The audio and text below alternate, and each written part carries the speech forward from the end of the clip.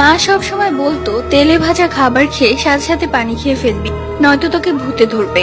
আমি সব সময় এসব গল্পকে রূপকথার গল্প বলে উড়িয়ে দিতাম।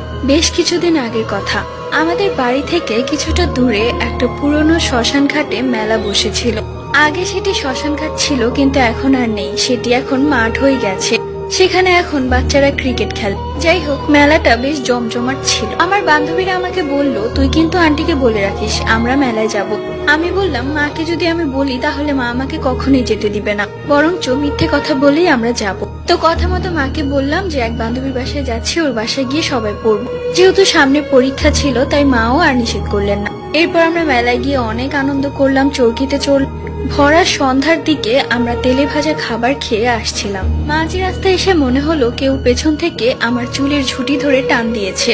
আমি পেছনে ঘুরে তাকিয়ে দেখলাম কালো ছায়া, সাথে সাথে সে ছায়াটা আমার ভেতরে ঢুকে গেল আর আমি